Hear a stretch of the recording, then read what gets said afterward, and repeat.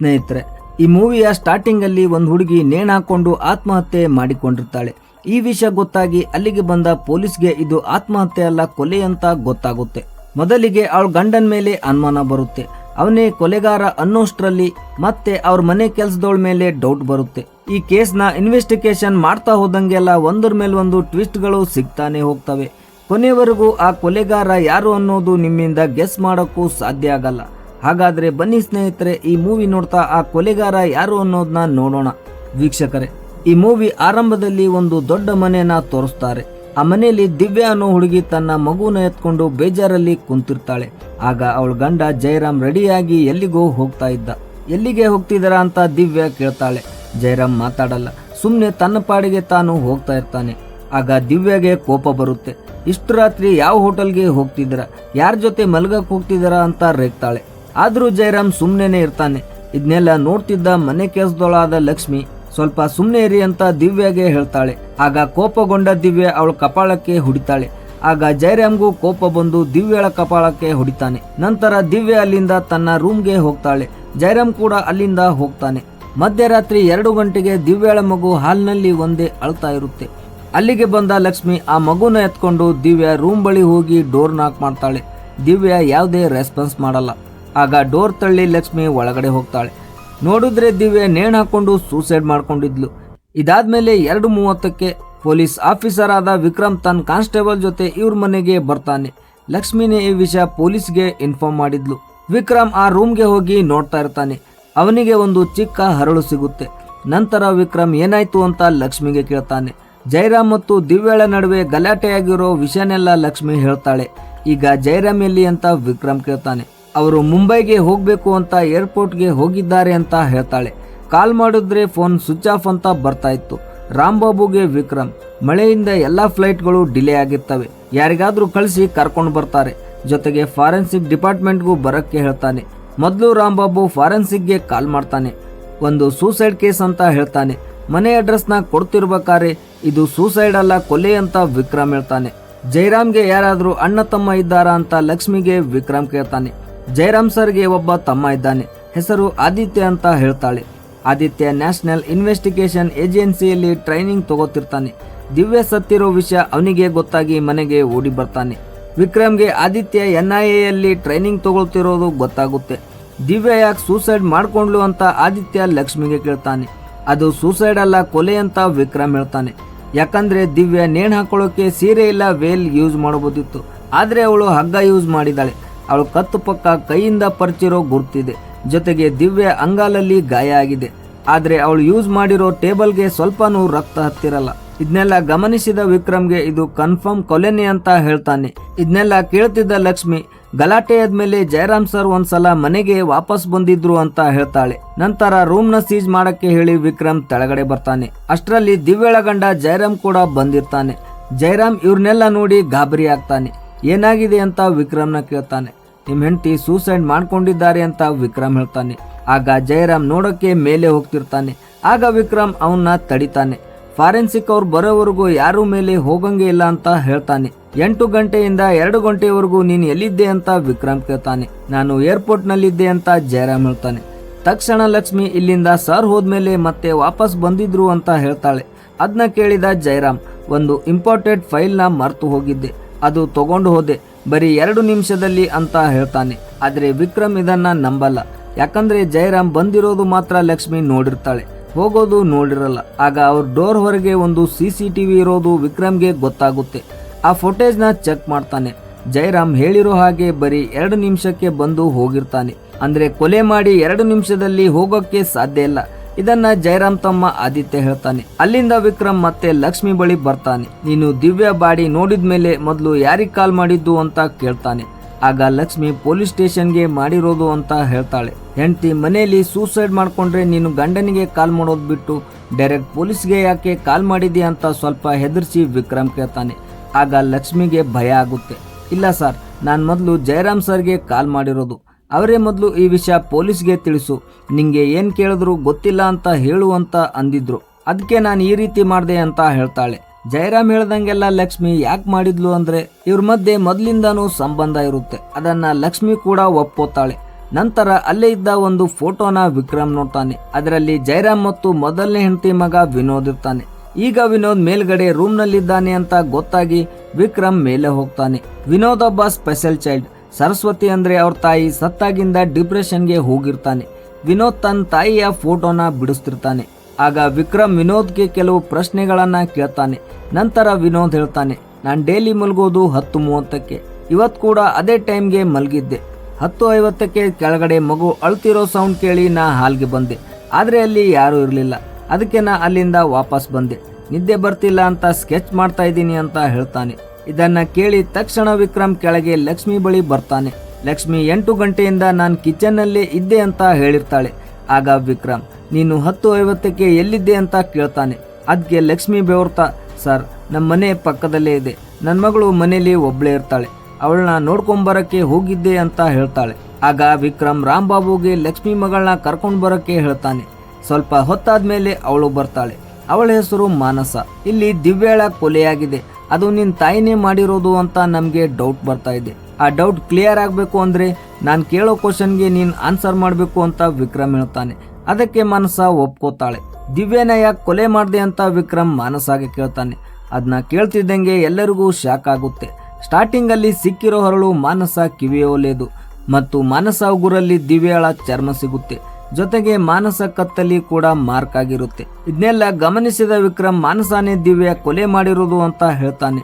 ತಕ್ಷಣವೇ ಲಕ್ಷ್ಮಿ ಆ ಕೊಲೆ ಮಾನಸ ಮಾಡಿರೋದಲ್ಲ, ಅದು ನಾನೇ ಮಾಡಿದ್ದು ಅಂತ ಒಪ್ಕೋತಾಳೆ. ಅವಾಗ ಮಾನಸ ನಡೆದ ಘಟನೆಯನ್ನೆಲ್ಲ ಹೇಳಕ್ಕೆ ಶುರು ಮಾಡ್ತಾಳೆ. ಲಕ್ಷ್ಮಿ 10:50ಕ್ಕೆ ತನ್ನ ಮನೆಗೆ ಹೋದಾಗ ಮಾನಸ ಹತ್ರ ಮಗು ಹಾಲಲ್ಲಿ ಒಂದೇ ಇದೆ, ನೋಡ್ಕೊಂಡು ಬಾ ಅಂತ ಕಳಿಸಿರ್ತಾಳೆ. ಅದೇ ಸಮಯ ದಿವ್ಯಾ ತನ್ನ ರೂಮ್ನಲ್ಲಿ ಗ್ಲಾಸ್ನ ಒಡೆದು ಹಾಕಿರ್ತಾಳೆ. ಅದನ್ನ ಕ್ಲೀನ್ ಮಾಡಕ್ಕೆ ಲಕ್ಷ್ಮಿನ ಕೂಗ್ತಾಳೆ. ಅಲ್ಲಿ ಮಾನಸ ಇರೋದ್ರಿಂದ ಮಾನಸನೇ ದಿವ್ಯಾ ರೂಮ್ಗೆ ಹೋಗ್ತಾಳೆ. ಅವಳನ್ನ ನೋಡ್ತಿದ್ದಂಗೆ ದಿವ್ಯಾ ಮಾನಸ ಮತ್ತು ಅವ್ರ ತಾಯಿ ಬಗ್ಗೆ ಕೆಟ್ಟದಾಗಿ ಮಾತಾಡ್ತಾಳೆ. ಹಾಗೆ ಕಾಲಿಂದ ಒದಿತಾಳೆ. ಅದರಿಂದ ಕೋಪಗೊಂಡ ಮಾನಸ ದಿವ್ಯಾ ಕೆನ್ನೆಗೆ ಜೋರಾಗಿ ಹೊಡಿತಾಳೆ.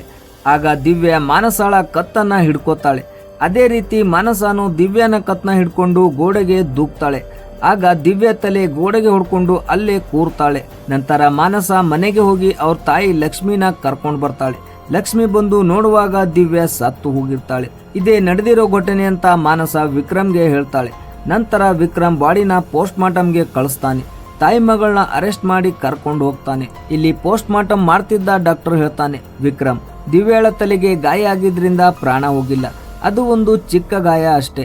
ಹೆಚ್ಚು ಅಂದ್ರೆ ಮೂರ್ಛೆ ಹೋಗ್ಬೋದು, ಆದ್ರೆ ಪ್ರಾಣ ಹೋಗಕ್ಕೆ ಸಾಧ್ಯ ಇಲ್ಲ.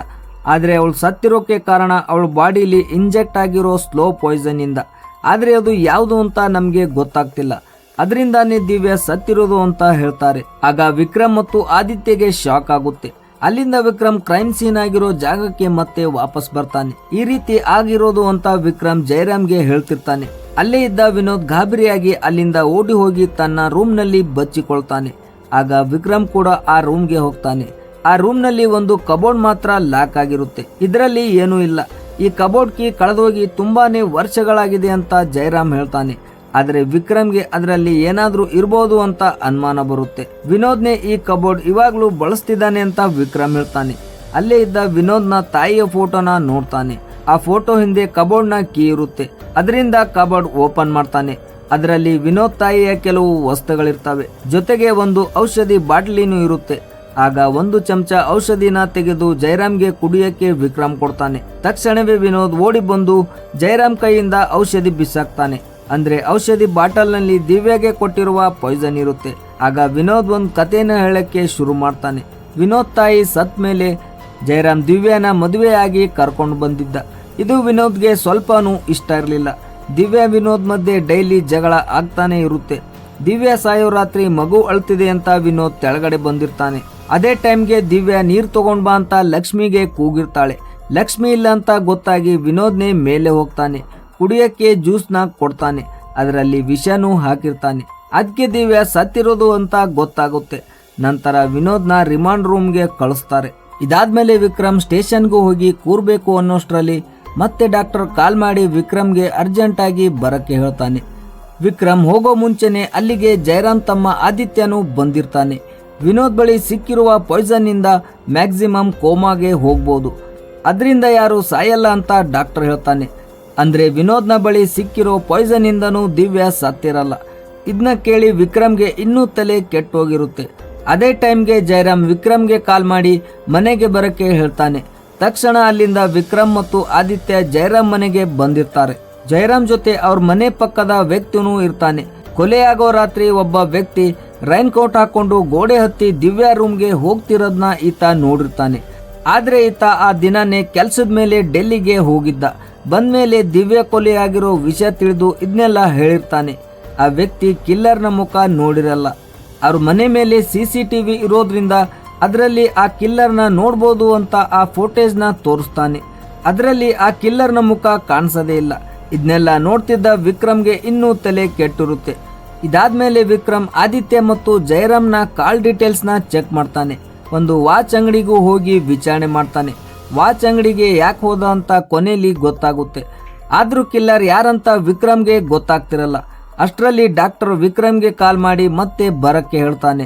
ಹೋಗಿ ನೋಡಿದ್ರೆ ಆ ಹಾಸ್ಪಿಟಲ್ ಸುಟ್ಟು ಕರಕಲಾಗಿರುತ್ತೆ. ಅಲ್ಲಿದ್ದ ಎಲ್ಲ ಎವಿಡೆನ್ಸ್ ಕೂಡ ಸುಟ್ಟಿರ್ತವೆ. ವಿಕ್ರಮ್ ಹಾಗೆ ನೋಡ್ತಿದ್ದಾಗ ಸುಟ್ಟಿರುವ ID ಕಾರ್ಡ್ ಸಿಗುತ್ತೆ. ಅದು ಆದಿತ್ಯ ID ಕಾರ್ಡ್. ಅದನ್ನ ವಿಕ್ರಮ್ ರಾಂಬಾಬುಗೆ ತೋರಿಸಿ ಇವನೇ ದಿವ್ಯಾಳ ಕೊಲೆ ಮಾಡಿರೋದು ಅಂತ ಹೇಳ್ತಾನೆ.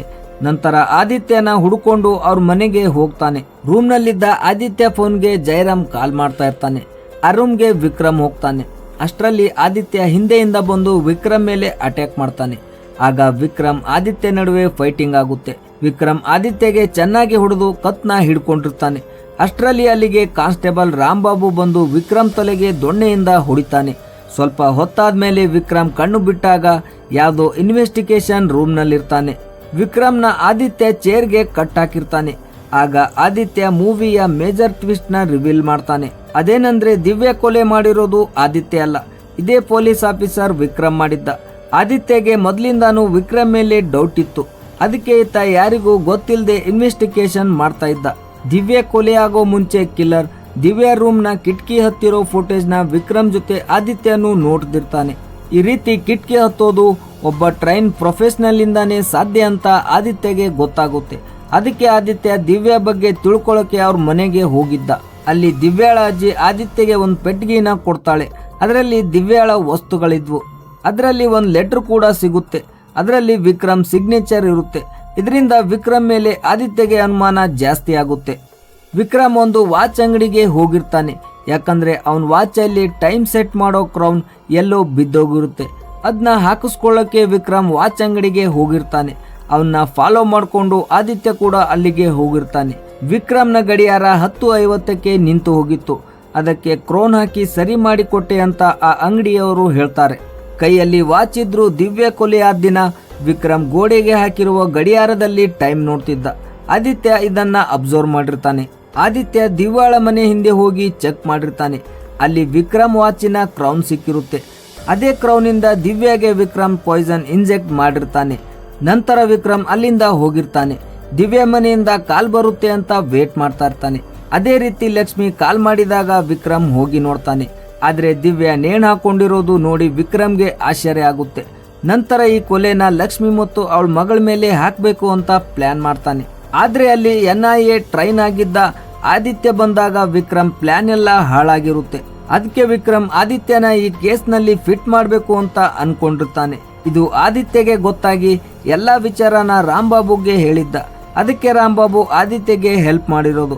ಆದ್ರೆ ದಿವ್ಯಾಗೆ ಯಾಕೆ ಕೊಲೆ ಮಾಡಿದ್ದು ಅಂತ ಸ್ವತಃ ವಿಕ್ರಮ್ನೇ ಹೇಳ್ತಾನೆ. ವಿಕ್ರಮ್ ಹುಟ್ಟಿದ್ದು ಬೆಳೆದಿದ್ದು ಎಲ್ಲ ಸ್ಲಮ್ ಅಲ್ಲಿ. ಅದಕ್ಕೆ ವಿಕ್ರಮ್ ಚೆನ್ನಾಗಿ ಓದ್ತಿರ್ತಾನೆ.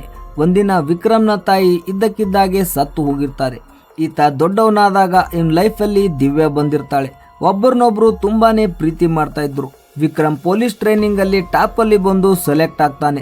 ವಿಕ್ರಮ್ಗೆ ಟ್ರೈನಿಂಗ್ ಕೊಡ್ತಿದ್ದ IG ಅವನ್ ಮಗಳನ್ನ ವಿಕ್ರಮ್ ಜೊತೆ ಮದುವೆ ಮಾಡ್ಬೇಕು ಅಂತ ಅಂದುಕೊಂಡಿರ್ತಾನೆ. ಆಗ ವಿಕ್ರಮ್ ಕೂಡ ಲೈಫ್ ನಲ್ಲಿ ಸೆಟ್ಲ್ ಆಗ್ಬೇಕು ಅಂತ ದಿವ್ಯಾನ ಮರೆತು IG ಮಗಳಿಗೆ ಮದುವೆ ಆಗ್ತಾನೆ. ಈ ಕಡೆ ಜಯರಾಮ್ ದಿವ್ಯಾ ಮದುವೆ ಆಗ್ತಾರೆ. ನಂತರ ಜಯರಾಮ್ ಮತ್ತು ದಿವ್ಯಾಳ ಮಧ್ಯೆ ದಿನಾಗ್ಲೂ ಜಗಳ ಆಗ್ತಾನೆ ಇರುತ್ತೆ. ಆಗ ದಿವ್ಯಾ ವಿಕ್ರಮ್ಗೆ ಕಾಲ್ ಮಾಡ್ತಾಳೆ. ಇದೇ ರೀತಿ ಪದೇ ಪದೇ ಕಾಲ್ ಮಾಡ್ತಾ ನನ್ನ ಇಲ್ಲಿಂದ ಕರ್ಕೊಂಡು ಹೋಗುವಂತ ಹಿಂಸೆ ಕೊಡೋಕೆ ಸ್ಟಾರ್ಟ್ ಮಾಡ್ತಾಳೆ. ವಿಕ್ರಮ್ ಆಗಲ್ಲ ಅಂದಾಗೆಲ್ಲ ಅವ್ರ ವಿಷಯ ಎಲ್ಲರಿಗೂ ಹೇಳ್ತೀನಿ ಅಂತ ಹೆದರ್ಸ್ತಿರ್ತಾಳೆ. ಅದಕ್ಕೆ ಭಯ ಪಟ್ಕೊಂಡು ವಿಕ್ರಮ್ ಈ ರೀತಿ ದಿವ್ಯಾಳ ಕೊಲೆ ಮಾಡಿರ್ತಾನೆ. ಇಲ್ಲಿಗೆ ಈ ಮೂವಿ ಕೂಡ ಎಂಡ್ ಆಗುತ್ತೆ. ಸ್ನೇಹಿತರೆ, ಈ ಮೂವಿ ಇಷ್ಟ ಆದ್ರೆ ಒಂದು ಲೈಕ್ ಮಾಡಿ. ಸಿಗೋಣ ಇನ್ನೊಂದು ಹೊಸ ಮೂವಿಯಲ್ಲಿ. ಅಲ್ಲಿವರೆಗೂ ನಮಸ್ಕಾರ.